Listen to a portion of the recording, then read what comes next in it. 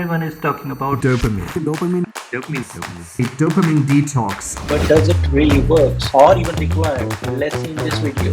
dopamine is a neurotransmitter. Like other neurotransmitters, it's a chemical signal which sends and receives communication between one and another neuron. Like other neurotransmitter, dopamine is also a chemical messenger. In order to send information to one part of the body to another part of the body, neuron releases some kind of chemical signal which is received by another neuron. There are more than 100 neurotransmitters identified in our body and thousands of neurotransmitters yet to be discovered. Different types of neurons receives and sends signals to different parts of the body. Some receive and send signals for visual system, some for auditory, some for pain, some for learning, some for cognitive function, some for stress, some for emotion, some for sleep.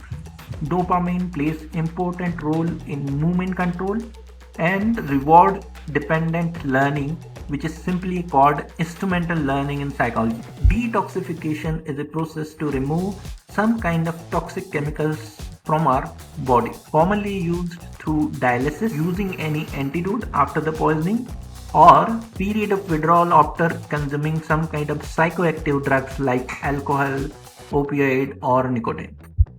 Dopamine could not be detoxed. It is one of the important neurotransmitter in our body. Our brain produces it naturally, so it's impossible to detox from the dopamine. However, if we medically reduce the amount of dopamine in our body, we will get different kind of symptoms like dystonia, tardive dyskinesia, and Parkinson disease like symptoms. Most of the videos and articles discussing dopamine detox want to reduce or no consumption of social media, digital entertainment like TV, Netflix, and Prime, no games, no video games, no junk food, no chocolate, no chips, no alcohol, no drugs, no porn, and no music. Really, no music? It look like they are assuming they have some kind of addiction they want to get out of that addiction. DSM-5 and ICD-10 classified two different types of addictive behavior. First one is consuming a psychoactive substance like alcohol, nicotine, opioid, cannabinoid, and others. The second one is behavioral addiction, where individual is not consuming any kind of psychoactive substance but pathologically repeating some kind of behavior like gambling, internet addiction, playing video games, watching porn, or sports and heavy exercises. But any kind of addiction requires some kind of diagnosis. It means we need to identify if we actually have the problem or not. And most of the videos don't identify their problems. They might have addiction in some kind of addictive substance or behavior, but not in all of them. All kind of addiction requires some kind of symptom to diagnose that they have addiction or not, like recurrent use, inability to cut down or reduce the amount of behavior or substance they are using, loss of interest in other activities, lying about the consumption or the time spent in those addictive behaviors, and using it to relieving from anxiety and guilt. In most of the cases, they don't have any kind of problem, but they are seeking the treatment. Like we don't have illness and we are taking medication for it. Even if we assume they have some kind of addiction and they want to get out of that addiction, but doing detox for 7 to 10 days did not reduce any person's addiction. After 7 days of detox, they again start to consume that kind of behavior like internet, social media, and other things. If you are addicted to smoking and you want to get rid of that addiction, you don't leave addiction for 7 to 10 days.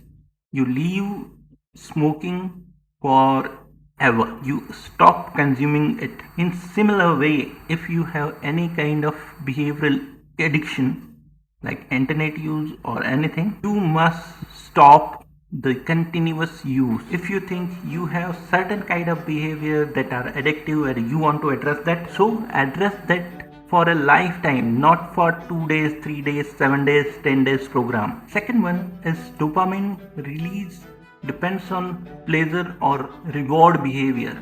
If you replace books from the Netflix, you get pleasure from reading the books. If you replace sports and yoga from playing video games, you will get dopamine rush even after exercise too. So dopamine is needed for every kind of motivation, not for addiction only. In a transgenetic experiment, they have produced a kind of mice which cannot synthesize or produce dopamine. What they do, they don't even go for the food or eating because they don't have any kind of reward system or motivation to go and eat that food. When given dopamine, they start eating again. To do a certain kind of behavior, any kind of behavior requires dopamine. This is highly misunderstood that dopamine releases after certain kind of behavior, but most of the time it releases before the certain behavior. The dopamine releases before you eat something to motivate you to do certain kind of action to eat, and as you start eating, the dopamine level will decrease and stop. When dopamine level ceases or stops or reduce to null, you stop eating because you are no longer motivated to eat that food. Despite a popular belief, dopamine also plays a major role in pain perception, especially a chronic pain. In a well-written book, Dopamine Nation, Dr. Anna Lemke has addressed the pleasure and pain, both of the issue in that book.